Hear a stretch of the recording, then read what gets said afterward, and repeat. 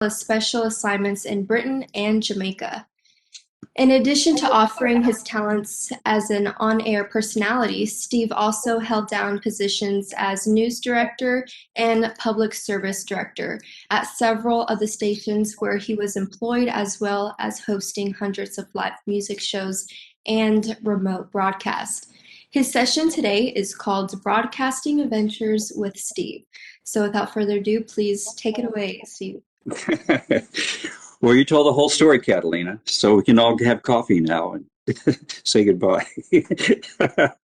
I want to thank Professor Brown and Catalina and Alexis for helping me get this all set up. This is my first time using this particular platform. I think we all know Zoom, and so this is great. And I see some of your pictures there. This is a real thrill for me to be speaking to you today. And what I'd like to do, I'll have to apologize. A lot of this presentation is going to be autobiographical, and I apologize for that. But I thought that you might like to know a little bit of the background and the roots of what you're studying now, a little bit about what came before, and so you have some knowledge to build on.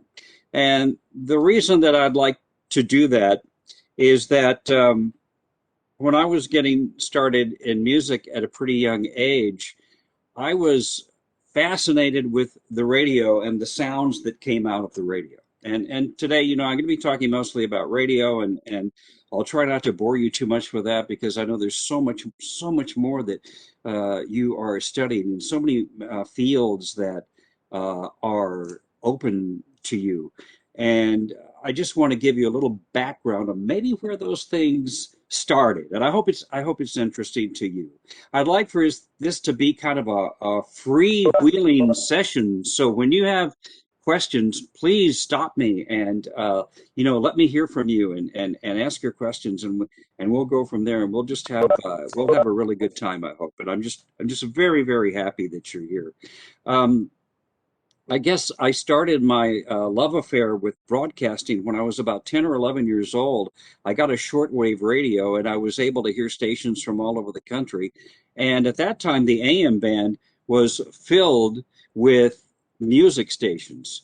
And because of the technology at the time, in the nighttime, radio waves on the AM band travel up into the ionosphere, and they strike the ionosphere. They're reflected back down, and there's a space there. It could be a space of thousands of miles. So I would listen to one particular station in Nashville, WLAC in Nashville, which played rhythm and blues music, which I was I was just enthralled with the sounds of rhythm and blues music at that young age. By the way, this was down in Kennedy, Texas. That's about 60 miles southeast of San Antonio, in the country. We lived out in the country, and radio was just a great thing. That's how we got our music. Like today, you may get your music on iTunes or Spotify, and the way we got our music and we were exposed to new music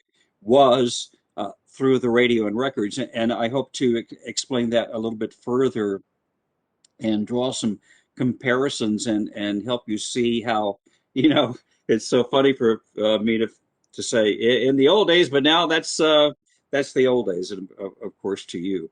So I would hear these radio stations and the presenters, and at that time the presenters or disc jockeys were very much involved in the music. The music was the thing. The music was the selling point. Now all of these radio stations were businesses. To stay on, they had to sell commercials. So the idea is you have programs, you hope the programs are popular, and then you go out in the community, you have a sales staff that goes out in the community and they sell 30-second and 60-second commercials. And that's how you keep your station afloat. At that time, radio was big business. You had huge staffs compared to the kinds of staffs that you have now in radio stations, which have kind of shrunk down. uh, because number one, because of technology, and number two, because of budgets. But that's how it worked. You had music on the radio, and you sold commercials to keep those programs going. So, um, those of you that are familiar with music, you may have heard of the Beatles. It's hard to explain to you what a cultural explosion the music of the Beatles was at this particular time. 1964 in January is when we got our first, listen to the Beatles over the radio. So I had been taking some guitar lessons from the one person in my small country town that gave guitar lessons. And then the Beatles came along and changed everything. And thank you, Brandon, for saying you love the Beatles. Me too. Um, the thing is that the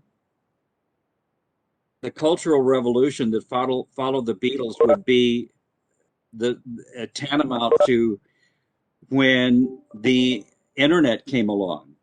Uh, that kind of effect on young people at that time, and everything. I mean, everything from not just the music, but hairstyles. We saw the kinds of music gear the Beatles had, things we had never seen before. Vox amplifiers from England, uh, Rickenbacker guitars, which we thought were from England, but were actually from California. It was amazing, and so I was taking these guitar lessons. I got kind of good at the guitar lessons, and my teacher had a program on my small country radio station there in my hometown. Every Saturday, he would go in and into a studio with his band, and they would play live on the radio. I mean, that's a very cool concept now. I mean, it happens on podcasts now. You know, it does happen on some radio stations where you have a live performance, and it's considered a very cool thing. Well, what happened was this particular broadcast, I think, was sponsored by Lone Star Beer or Pearl Beer. So it was a country music band. They'd play a couple of songs and say, "Now we're waiting for."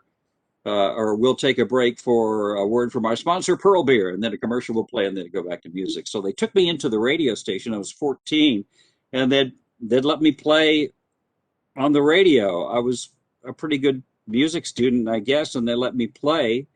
And uh, a year or so later, they needed a weekend announcer at that radio station, and I was hanging around the radio station, so they asked if I'd like to do it.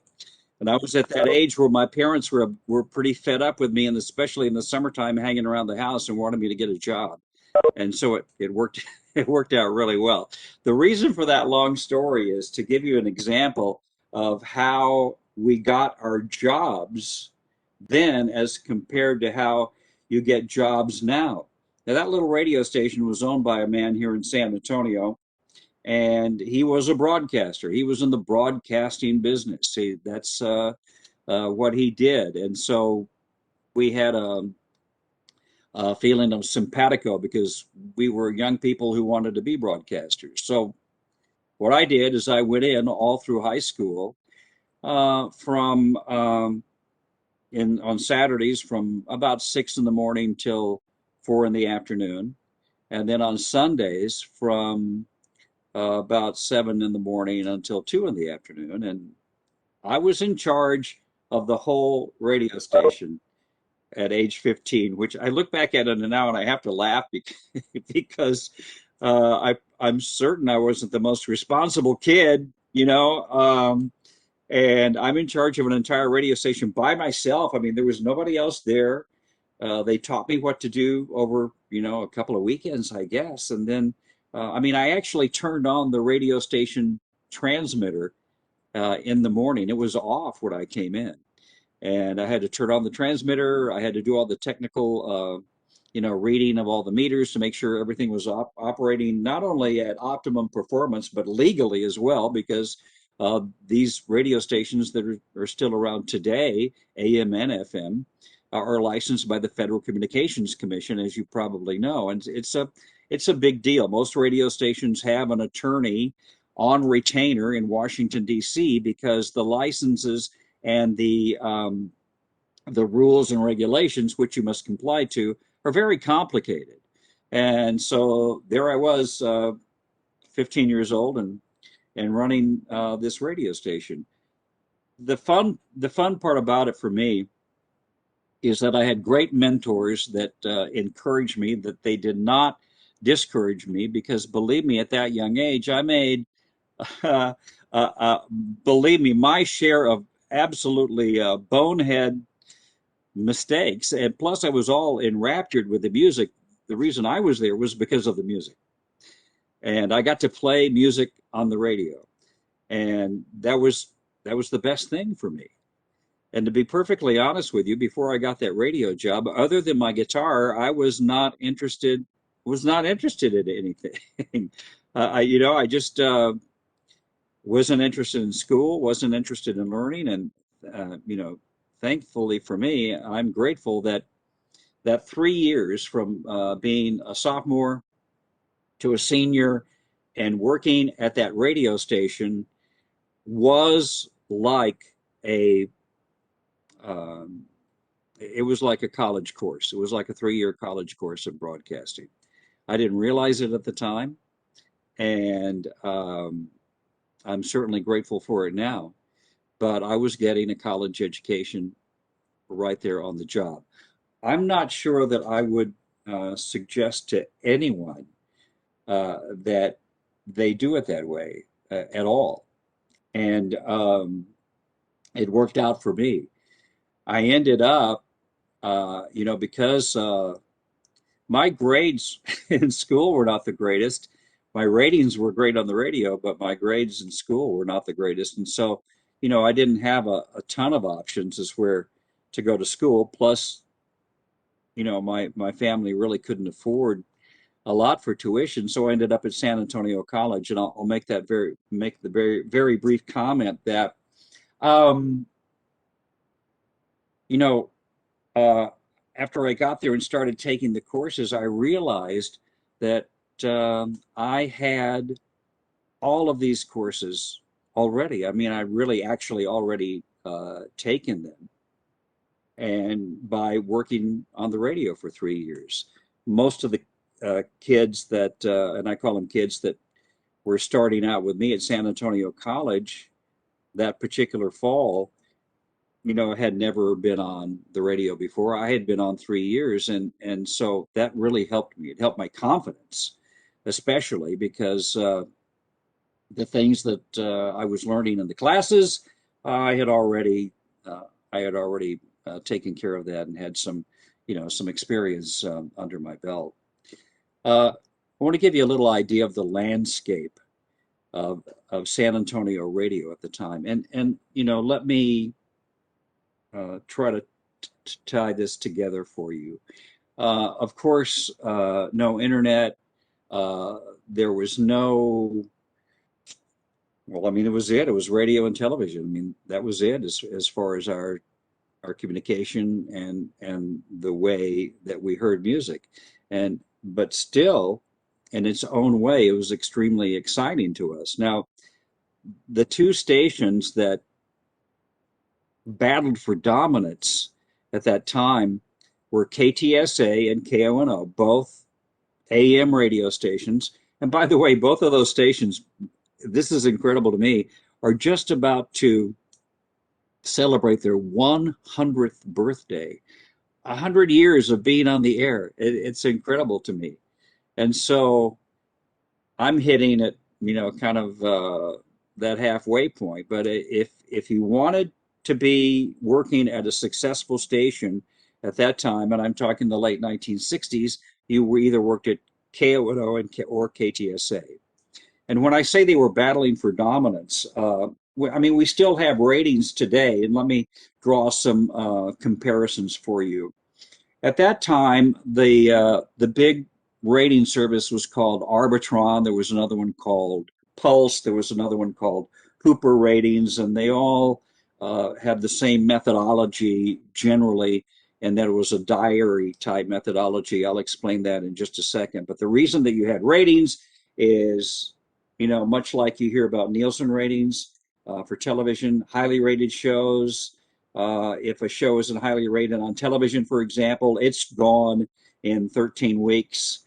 Uh, Same with radio at that particular time. The higher the ratings, the more commercials you could sell, and you could sell those commercials at a premium. So the ratings come in, you have great ratings, you take those ratings results out, and they were big. I mean, the ratings results, all the demographics that they broke down, male, female, all different ages, all different times of day. I mean, you could look at and you could see when is a 22-year-old female listening to the what she listening to on Sunday evenings. I mean, that's how detailed the ratings were.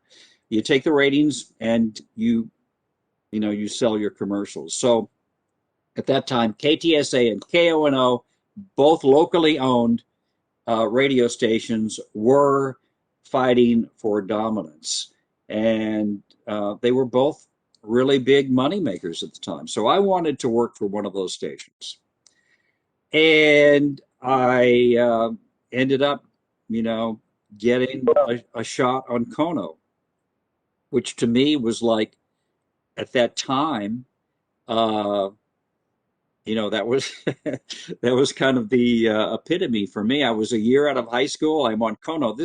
You got to realize this is the station that um, I listened to driving around, with my friends in high school. I guess a similarity would be, or an analogy would be, if you have a song and you've produced a song, you're a musician, you produced a song in your bedroom and with Pro Tools or something, and it's your song's on Spotify. All of a sudden, it's picked up. It was that kind of feeling. All of a sudden, I'm on the radio station I listened to as a kid, and it made me feel great. And that's where I really learned that broadcasting at that level was a business, and that I needed to get the ratings up, and I needed to keep those ratings high, and you did that with creativity.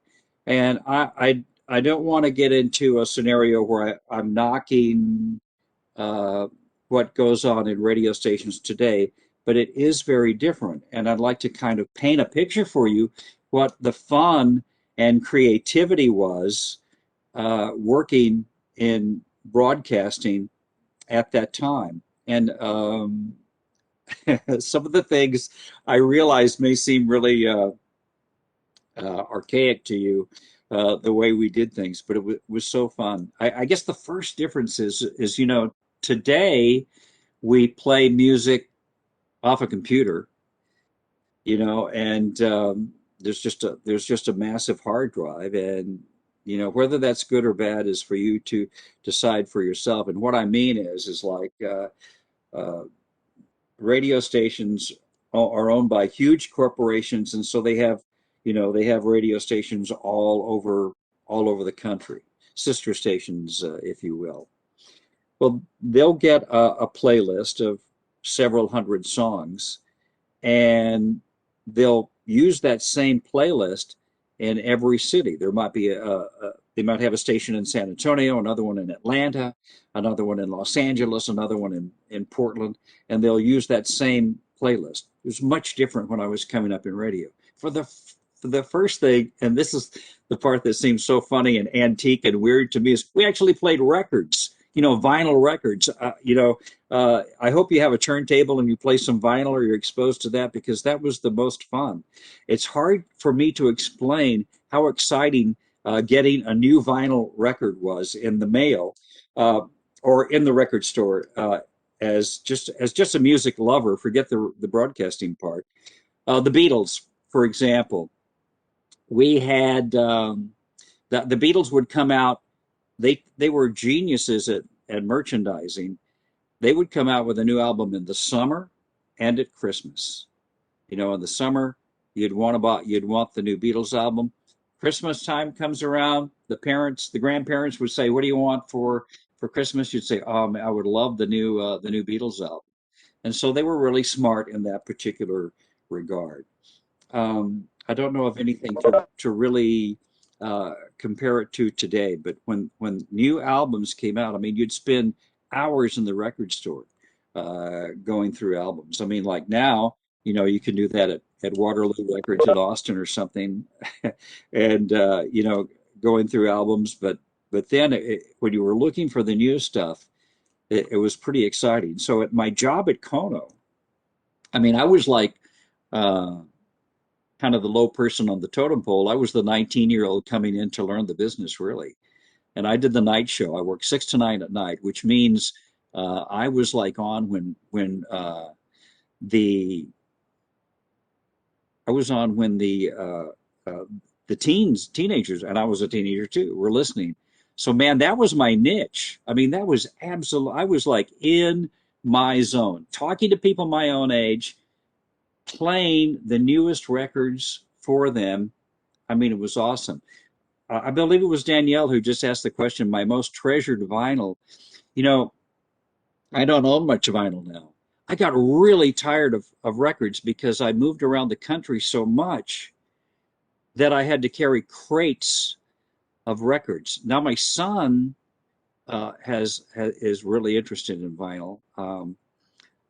Probably my most treasured would have either been the Sergeant Pepper Beatles album, which absolutely changed everything in the summer of 1967. It changed everything musically. The Beatles went from being the mop tops to being on the cutting edge of discovering new sounds and new music.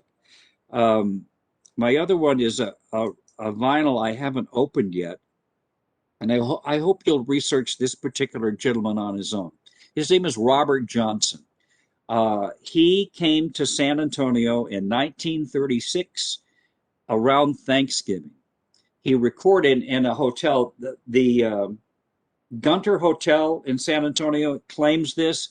That may not be true. It was either maybe the Gunter or the Bluebonnet Hotel on North St. Mary's, which no longer exists. It was by the Greyhound bus station. Robert Johnson came to town and he recorded landmark blues recordings, which are considered and thank you, Antoinette. Love Robert Johnson. You guys are so much hipper about music than wow, y'all are awesome. Thank you. Uh, Robert Johnson comes to town, records landmark recordings. 2 years later, he's dead by suspicious circumstances. I have a Robert Johnson album of his recordings. He recorded 2 times, San Antonio and Dallas, and I have that album. I've never opened it. I've never played it. I bought it in. My son actually bought it for me in Clarksdale, Mississippi. Home of a lot of the great blues artists. So I've never opened that particular vinyl, and I'm not going to open it. If you do some research on Robert Johnson, it may sound really oh, uh, primitive to you. The music may sound primitive to you. But if you talk to Paul McCartney, if you talk to Eric Clapton, if you talk to any blues artist, Buddy Guy, any of them, Robert Johnson is the man. He is considered the father of rock and roll. If you can listen, I mean, they're on YouTube. If you listen to Robert Johnson recordings from 1936, the first thing you should be interested in, most of those recordings were made right here in San Antonio, Texas. Landmark recordings in American music right here in our town, in a hotel room. Uh, Secondly, um, you want to know that he's considered the father of rock and roll, and especially the British guitarists, especially, and rock and roll musicians who came up in the mid and late 1960s. Believe me, they knew Robert Johnson and they knew San Antonio, Texas, and they knew that's where he recorded. I want to move ahead a little bit to talk about, as Catalina mentioned, the gypsy lifestyle of radio. And I'll try to make this quick, and you can ask as many questions as you like. But Here's how radio worked then. You worked at a station like I worked at KONO. I knew that, and when the markets were ranked, even though San Antonio is considered population-wise the seventh, I think, largest city in the U.S., the way that you rank cities, and you'll, if you don't know this now, you will know this when you start your careers. The way that you rank cities in broadcasting or brand management is that you do it by uh, uh, by revenue of the radio and TV stations. So while San Antonio was about seventh in terms of population, we were about 32 in terms of broadcast revenue. So I was in the 32nd market. What you tried to do is at that time, you tried to climb that ladder. Okay? You tried to climb that ladder because if you got into the top 10, wow, you were going to make more money. And if you got into a market that was a union market, there would be a certain amount of money that you had to make. Let me explain that just a second. San Antonio is not a union market. From San Antonio in 1973 of November, I went right to Pittsburgh. That's a union market. I had to join the union, the ASCAP union, and excuse me, the AFTRA union, American Federation of TV and Radio Artists. I joined the union, and there was a certain, you know, level that I had to make. I had to make a certain amount of money. That was absolutely that was awesome. Let me see. I got a question. What helps you grow your market? Well, that would have that. That would just be revenue. Uh, that would be the radio and TV stations competing and how much money that that they bring in. Sometimes your questions disappear before I can read the whole thing, but I'll try to address that. Uh, when you got a job in radio at that time, and you'll probably laugh at this, but what you did is you recorded your show. My show was from 6 to 9 at night. It was really high energy. I'm talking to teenagers, my age. I'm playing the hottest records of the day, and I would make a tape of my show. Okay, then I would take that tape and I would edit out everything except me. Okay. I would edit out all the commercials. I would edit out all the music. What you wanted about a 2.5 minute composite of, say, a 3 hour show. The reason you did that is because you didn't want them hearing anybody else but you. You were the focus. You were trying to get that job. If I don't have a really deep resonant radio voice, so you didn't want a station promo or a commercial coming on after your voice with a guy with a super hi, how are you, radio voice, because the person from whom you were seeking the job might call you and go, hey, your tape was great, but who is that guy that did the station promo? Can you put us in touch with him? So we call it scoping. You scoped everything down. The way we did that, which may be interesting to you, is like today, if you have Pro Tools, I use Audacity at home, if you have one of those, you just point, click, trim, split, delete. Then we actually cut the tape with a razor blade. You made your marks on where you wanted it. You cut the tape with a razor blade. You put the two pieces of tape together like this. Wow, that looks like that looks like TikTok. You put it together like this, and then you put a little piece of adhesive tape on there. It was a physical. It was a physical splice, that you made in the tape. You put that tape on a little 5-inch reel and you mailed it to the radio station where you wanted to work. I mean, it sounds ridiculous to me now, but it was so fun. Somebody says, do you coordinate with other stations in terms of commercials? No. You are in deadly combat with other radio stations for those commercials. You would listen to other radio stations to see what commercials they were running, and then you would go in. I mean, these salespeople, that was a whole division. That was a complete division of the radio station, the sales force that went out, and they really they had a tough road. They were cold calling all day. Hi, do you want to buy a radio commercial? you know, I mean, it was a tough row.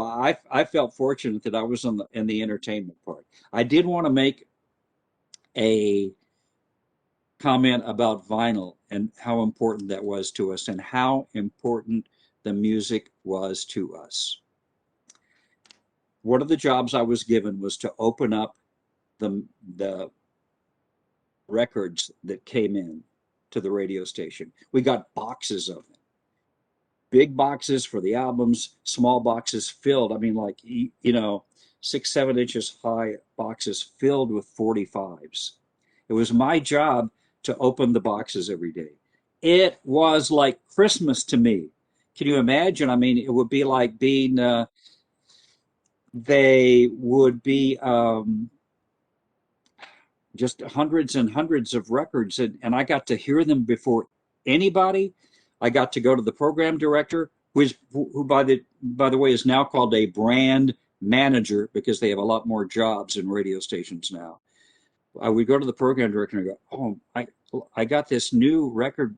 We got it from the Rolling Stones. We should go on this right away."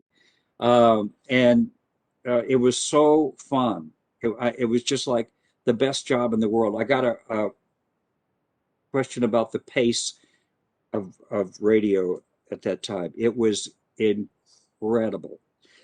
Today I have to tell you, we do a thing called tracking, which means you can go in and you can, as counterintuitive as it sounds, you can go in by yourself, nobody else in the whole place, go into a studio, you can track a show, a 3-hour show in an hour because you're not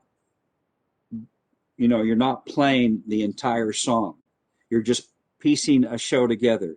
You save it, it goes into a computer, and it plays the show back at the right time. Thank you for asking about the pace of the radio station. It was the most fast-paced, creative, fun place you could be. I went on the air at 6, so I went in at 2 o'clock in the afternoon. What happened then is I had what was called a production shift. What that means is I had to go into a production studio, another part of the radio station, completely apart from the studio where we went on the air, and we would go in and I might have a commercial to record. If it was a two-voice commercial, you'd find one of the other air personalities and go, "Hey, I need a really unique voice for this two-voice commercial. It's two hillbillies, and they're talking about Lone Star beer. Will you be the second voice?" And yeah, let's do it. And then you'd find a record to put music behind it. You'd say, "Well, let's put some banjo music behind there," and you do. So there was a creative process there. You would listen to the radio and your fellow air personalities all the time to keep up with what they were doing. And I would say that creative process was the most exciting electric thing. I mean, there was absolutely electricity in the halls. I might be listening to the afternoon announcer. He would do a funny bit on the air, and I would walk into the studio and go, "Oh, that bit you did, that was hilarious. That was so good." And he would say, "Oh, I love that thing you did last night. That was great." You were required, and this is a big point. You were required at that time to be creative and do and produce a full creative show in real time every day. You were required to entertain. You were required to be entertaining and get those ratings. Now you have to realize that I'm sitting in a radio studio. I've got a microphone like this, like right in front of me. Okay. And on either side of me, I've got two turntables. To play the commercials, we use what was called a cartridge machine. If you ever seen an 8-track, maybe your parents or grandparents have shown you an 8-track cartridge. Each individual commercial was on an 8-track cartridge. So here's what you're doing. You were so busy, because you're actually playing the records. You had to queue up the records to in order that you were going to play. And when that record was over, then you're on your own. You're flying by the seat of your pants. You're either going into commercials, you're either starting the next record. I mean, everything was live. You are as much doing a live show as a singer-songwriter in a coffee house with their guitar, just freewheeling and doing the next song and the next song and the next song. You're in terms of the commercials, you're punching off with buttons electronically. You're punching off every commercial. The 30-second commercial ends, bang! You've got to be hitting that next one. There was no room for any dead air um, at all. I mean, that was the biggest sin. Not only would you lose ratings, you'd get well, you'd get fired. You were required to have all of this stuff going, and it was that was exciting. The 3 or 4 hours you were on the air, I mean, they went by just like that.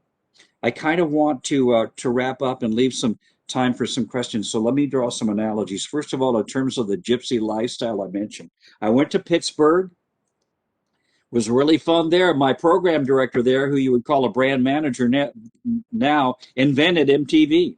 His name was Bob Pittman. He was just, by that time, we were all like, 20-year-old hippies running this multi-million-dollar radio station that was owned by a chemist in Toledo, Ohio, who never came to the radio station. We're having a blast. We're running this radio station.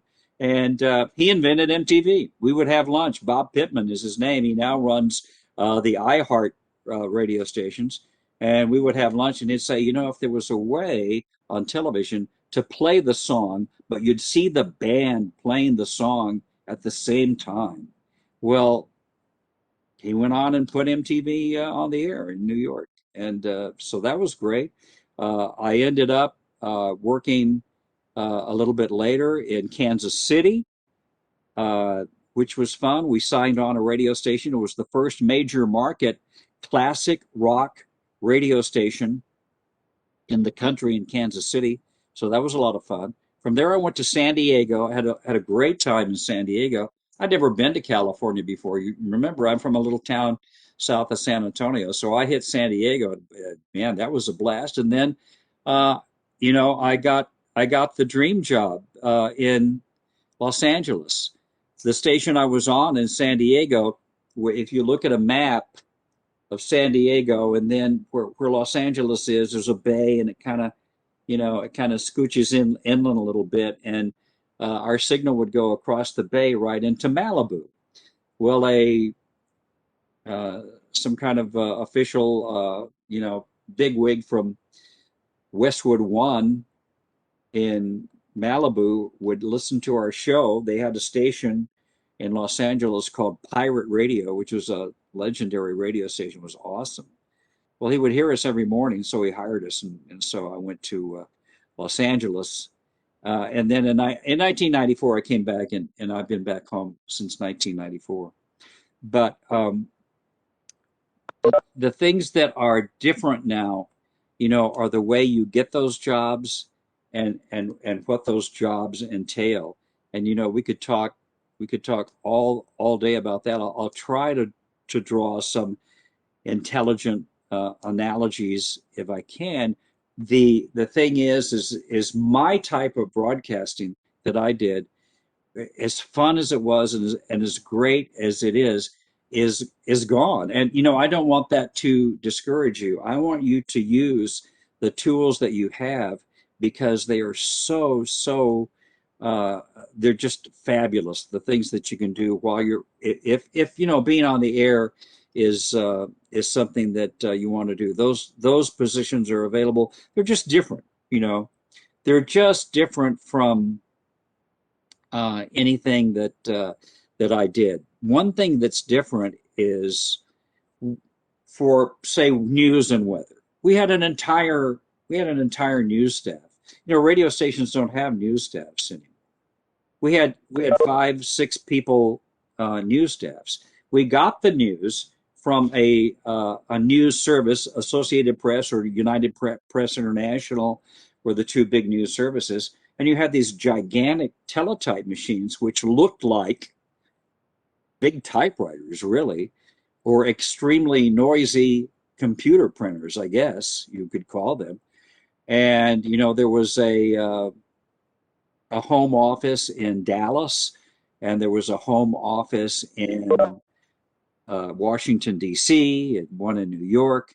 They had scheduled times where they sent you certain things. We had a weather wire, which just spit out, you know, weather information. Today, let's say you're tracking a show that's going to be on tomorrow. You know, you're in the radio station on Tuesday afternoon at 4 o'clock. You're tracking a show that's going to be on Wednesday morning. Well, you want to be intelligent. You want to sound like you know what you're talking about. You want to know what the weather's going to look like on Wednesday morning. You go to AccuWeather on your phone, you know, and you just see what the Wednesday weather is going to look like. They'll even tell you what the temperature is going to be, say at 7 a.m. You can say, well, it's 7 o'clock and it's 67 degrees. Well, even though you tracked or recorded that the afternoon before, you know, you have a pretty good idea, thanks to AccuWeather, what that's going to be. So that's done away with all those wire machines and all of that. That's old technology that's completely been passed by. We can go to any questions. What I'll try to do is sometimes the questions come up real fast and I miss them, but I'll try to answer any questions. Just feel free to let me know what you want to ask. Alexis, did you have something? Yeah, I'm just Looked like gonna you had. I'm gonna go ahead, yeah, because we got about 15 minutes left, and I want to start asking some questions. I know we got some from Instagram, but I want to go ahead and go through some here. I believe Kevin asked, "Hello, Mr. Sellers. What would you say, from your perspective, is the most rewarding aspect of working in radio broadcasting?" You know, I've had that conversation with a lot of people, and so my career spans 55 years, and the reason that I mention that is I've seen a lot of the change in technology, which is thrilling. That is absolutely thrilling. You wouldn't when I first started, you wouldn't have imagined being able to record or track a show, you know, a 3 hour show in an hour. I mean, we would have thought you were crazy saying that. That and the creativity, the absolute electricity in the halls of the radio station. That's still there. It's just you know different. It's on a different level. You are engaging people on the internet with your social platforms, Instagram, Facebook, TikTok, wherever you're doing it. You know, the thing that I'm really fascinated in right now, if you are looking at any TikTok videos, the companies are so smart the way they make their content for their, you know, their what you would call a commercial, their ad on TikTok. They make it look just like everybody else's video content, and so you're sucked in. I mean, you know, they have you the first 10 seconds. You've got, oh, what's this person talking about, and then you go, oh, this is an ad. I'm going to scroll by that.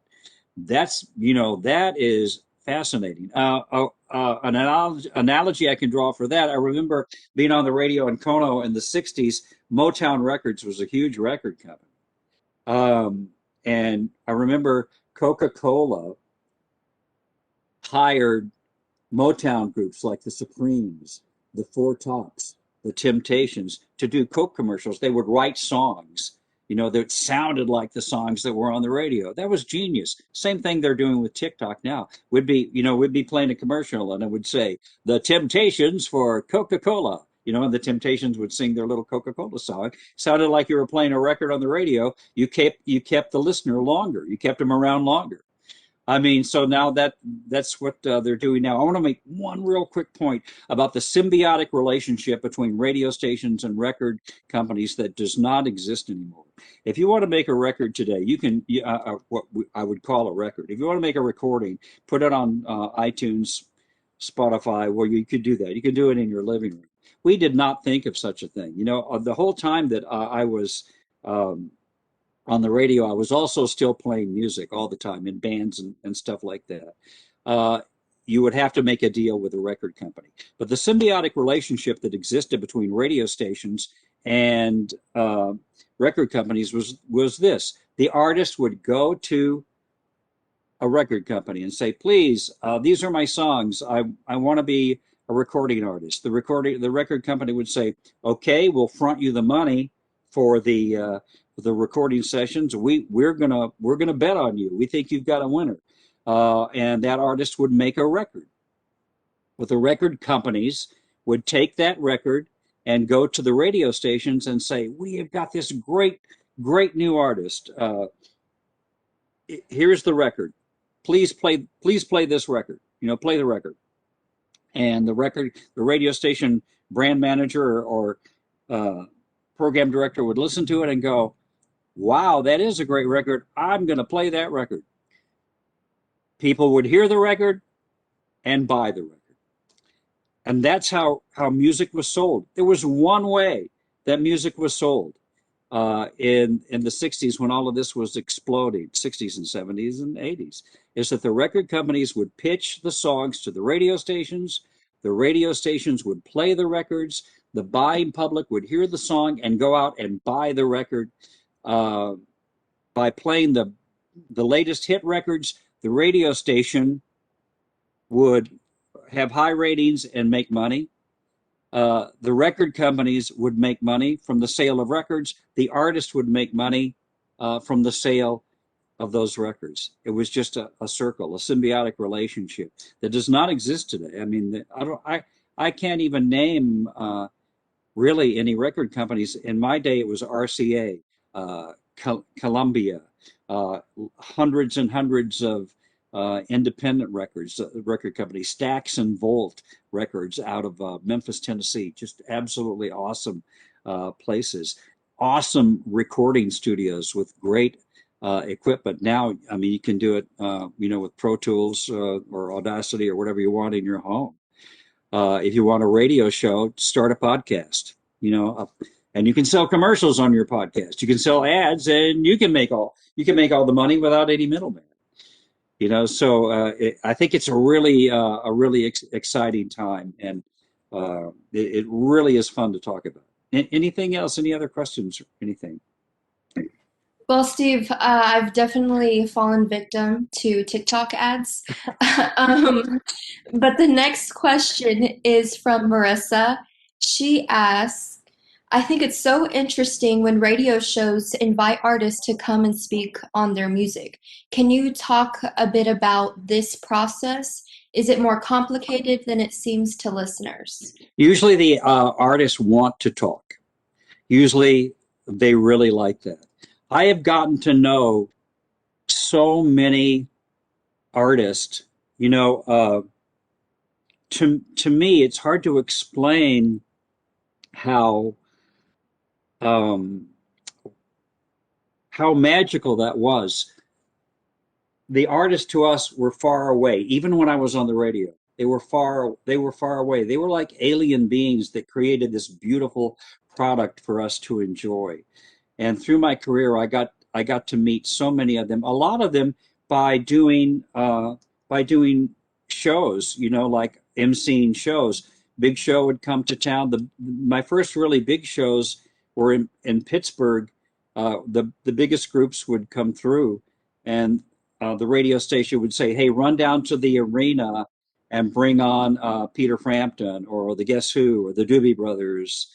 And I'd go, and I'd be in my little corner at the side of the darkened stage, and they'd say, "Okay," and I'd go, Hey, Pittsburgh, welcome the Doobie Brothers, and then sometimes before the show, they would invite you into their little area where they had all the food set up, and you got to talk to them.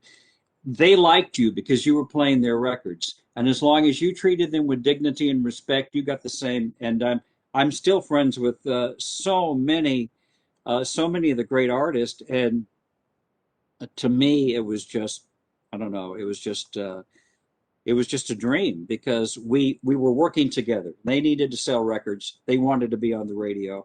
I had something they wanted. They certainly had something I wanted in terms of their music. I wanted to skip ahead 1 second. Somebody asked about the analog gear. Turntables, first of all, and they were heavy duty broadcast turntables. Think of the wear and tear. I mean, 24 hours a day. They had to be big, heavy metal, not heavy metal, but heavy metal turntables.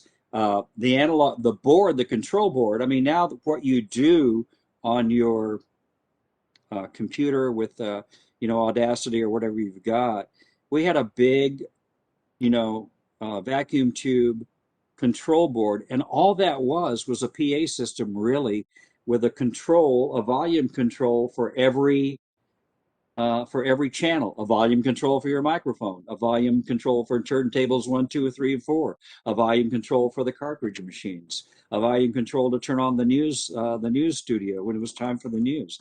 And the knobs were like these great big colorful plastic, and you put your whole hand around them and you really felt like you were controlling. And that's what you were doing. You were creating something on the fly, something different and creative every day while you were in that studio. When you were in there for 3 or 4 hours, you were busy. You didn't have time to talk to anybody.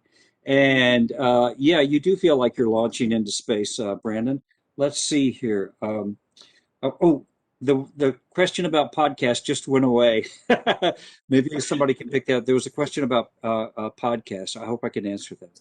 Steve, so we have time for two more questions. One question being, what are some skills students can learn in college that will help them in this field?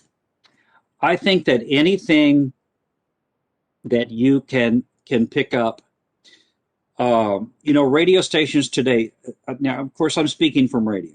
All right, and so I apologize to those who, if radio is not your focus. But it's really today kind of like it was back in my days, which I call the Wild West of radio. Uh, the staffs have been cut back. They need people, okay? They need people that understand the technology like you. I mean, you are way ahead of me in terms of technology. Make a friend at one of those radio stations and hang around. I mean, that's how in the 60s the way we got on the radio is by hanging around the radio station and showing some interest. You are way ahead of where we were in terms of understanding the technology. You've probably already used Pro Tools, Audacity, or maybe Adobe Audition, any of those programs. You can look at TikTok. You can recognize the fact that how they place their ads and how smart they are. You're familiar with microphones and things. I mean, I'd never spoken into a microphone before I went up to the radio station. You're familiar with all that gear. Maybe you already have a podcast and understand how those things work. That will really, really help you. And let me tell you, the broadcasters take that very seriously. If you say, hey, well, I've been doing this podcast for a year. They're going to take you a lot more seriously. That's not like, oh, well, you've been playing around in your bedroom with a microphone and a computer. No, they recognize that you know the programs and you know the gear, and yeah, so that will really, really tremendously help you. So, Steve, you have about 4 minutes, but I'm going to go ahead and ask this question from Angelica Casas.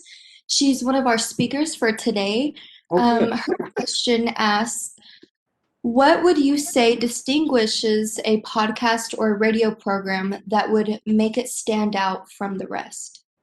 You got to find your niche, and that's a great question and a hard question. I mean, I listen to so many. It's so funny what sticks. I would say throw things out there and see what sticks, and don't be so married to an idea that if it does fail, you're crushed. Just find something. My son has turned me on, and I'm sorry I can't remember the name of it. It's three brothers, and they started playing Dungeons and Dragons on their podcast. That's all they did. You know what I'm talking about? They're hilarious, and now they each brother has their own, and they're so crazy. I mean, they're just the.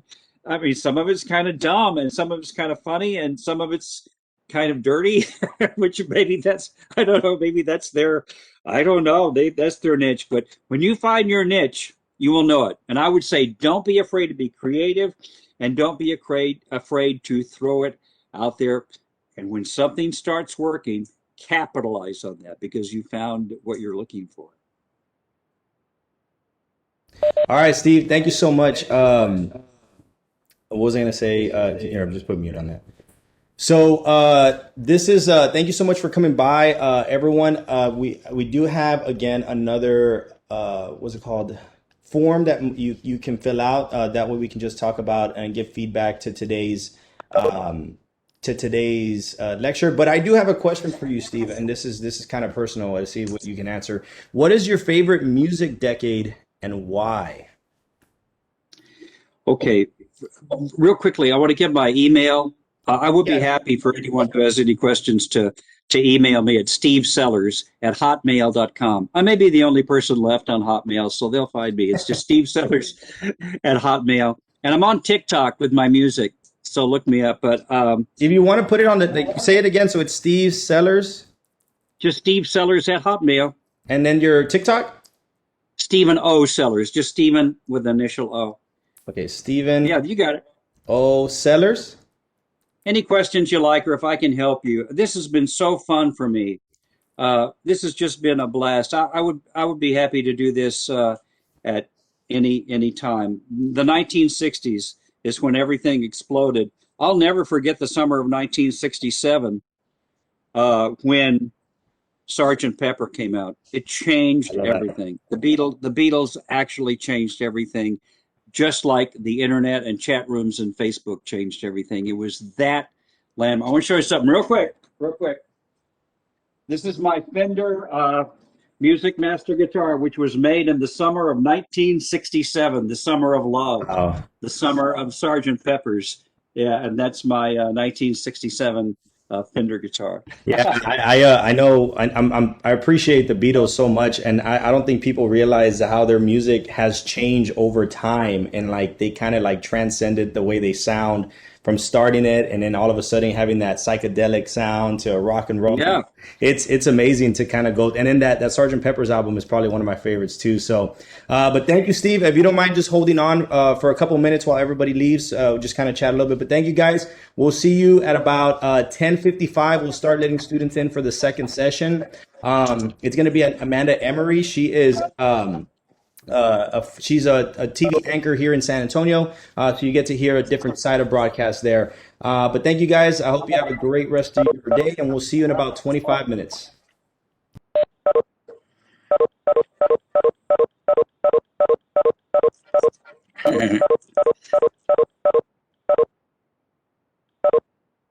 We're losing our audience. Look, our ratings are going down. Look at that. Let me see. Sticking with it. Just right click. Let me see. Oh, it's because you're the co-host. Let's see. Lobby. Hi, Antoinette. How are you? Oh, let me. Yeah. Let her speak. No, I wanted to thank you so much, Steve. I'm Professor Winstead, Antoinette Winstead, and I'm the program director. And I really loved your presentation. Thank you. You're so welcome. I want to tell all of you, this was a blast. I would do anything I can do for you. All you have to do is let me know. I mean, I know that my perspective is a little antique. I mean, I realize that, but I think it's important, just like in music, you have to know what those building blocks were, you know, or I Yes, you think do. they do. I And think you're they not do. an antique. I'm right